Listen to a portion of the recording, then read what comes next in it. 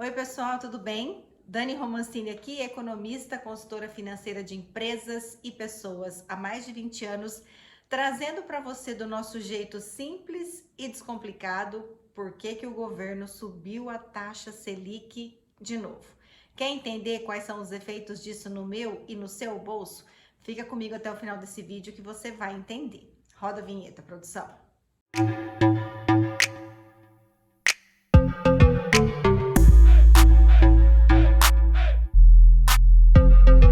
Na última semana, dia 15/6, o Copom, Conselho de Política Monetária do Governo, subiu a taxa de juros de 12,75% para 13,25%, um aumento de meio ponto percentual. E a Selic continua com um viés de alta, ou seja, para as próximas reuniões do Copom já está sinalizada aí um aumento de 0,5% para a reunião de agosto e 0,25% para a reunião de setembro. Por que isso está acontecendo?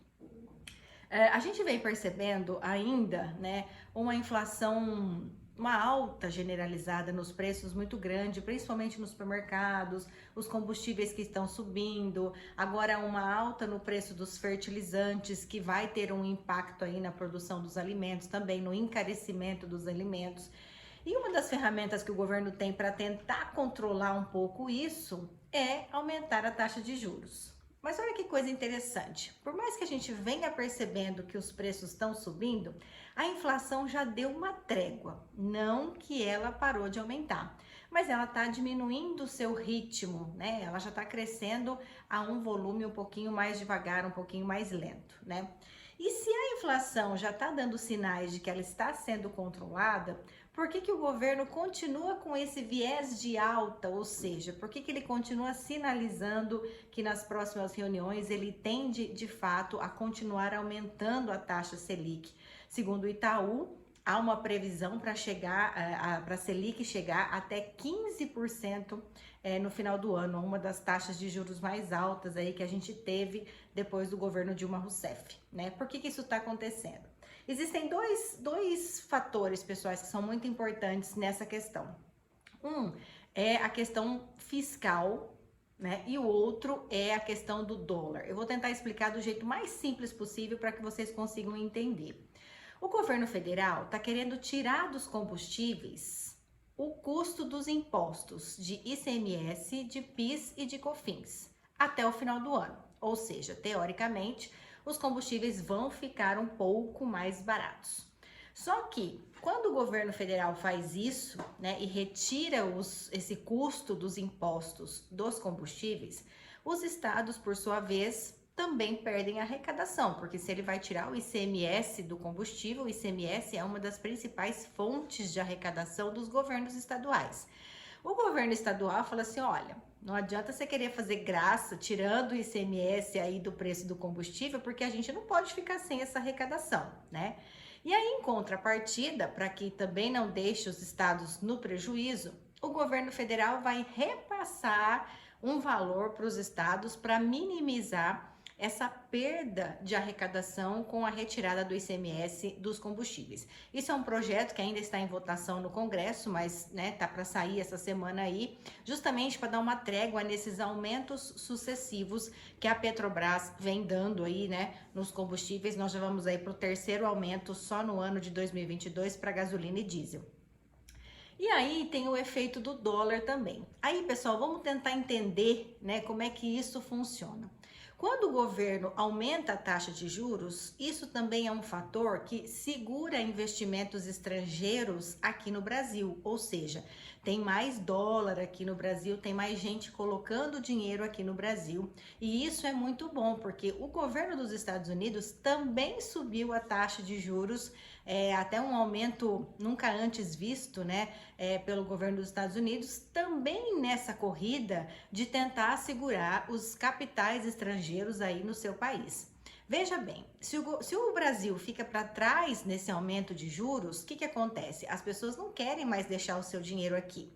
Pensa bem, se você vai emprestar dinheiro para alguém, você vai, querer cobrar um juro ali daquele dinheiro que você está emprestando, E aí, o governo brasileiro, ele não anda muito bem visto aí aos olhos do mundo. Por quê? Porque o governo brasileiro, ele insiste, né? Ele não faz o enxugamento aí do custo, né, da máquina do Estado, e ele sempre gasta mais do que ganha. Trazendo isso para a nossa visão de empreendedora, olhando para a nossa empresa, é o seguinte: o Brasil é uma empresa que está fechando sempre no prejuízo. Sempre, sempre, sempre. Fatura lá X, mas sempre gasta mais do que ganha, né? Então tá sempre como uma empresa fechando no vermelho. Você emprestaria dinheiro para uma empresa dessa? Não, né? E aí o que acontece? Para poder garantir que os investidores internacionais coloquem dinheiro aqui, o que ele faz? Olha, deixa o seu dinheiro aqui, mesmo eu não estando tão bem visto assim, mesmo eu gastando mais do que eu ganho, deixa seu dinheiro aqui que eu te pago mais juros do que os outros países. Entendeu? A sacada? Então, assim, olha, continua emprestando dinheiro para mim, que eu vou te pagar uns juros um pouco maior. Então, o Brasil precisa ficar atento às taxas de juros dos outros países, porque facilmente, como são investimentos, não são investimentos que querem, né, ficar aqui no Brasil por muito tempo, são investimentos especulativos, mas que ajudam nessa questão financeira do país, eles, né, então tem que ficar segurando, tem que ficar nessa corrida da taxa de juros aí, sendo ainda um país atrativo por conta disso, minimizando um pouco os riscos de ser uma economia onde o governo gasta mais do que arrecada. Tá? E aí essa questão do dólar tem tudo a ver com isso também. Se eu tenho uma evasão muito grande de dólares aqui do Brasil, ou seja, se o pessoal acha que não é interessante deixar dinheiro aqui, isso também piora todos os investimentos das empresas, das indústrias que estão localizadas aqui no Brasil. É um assunto um pouco complexo, a gente tenta deixar isso do jeito mais complicado possível, mas o governo ainda vai lançar mão, de fato, de continuar aumentando essa taxa Selic justamente por isso, para tentar manter essa alta de preços aí controlada.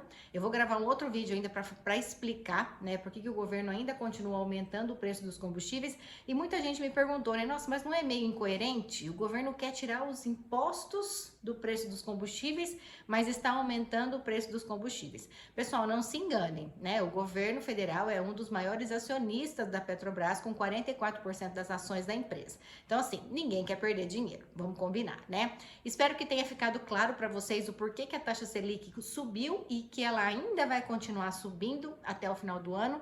A gente só tá aí com um pouco de incerteza no mercado, por conta de que vários efeitos mundiais acabam afetando a economia globalizada, né, que a gente vive como um todo. Então, a guerra da Rússia e da Ucrânia ainda continua, a gente precisa entender até que ponto que isso vai continuar afetando a economia como um todo, o mercado de ações, Bitcoin, né, para quem está investindo em criptomoedas também sofreu vários reveses aí ao longo desses últimos dias, tá todo mundo meio incerto, meio, né, sem saber exatamente o que vai acontecer. Por isso que até o final do ano a gente tem esse cenário de aumento da taxa de juros para tentar segurar a onda do pessoal. Eu espero vocês no próximo vídeo.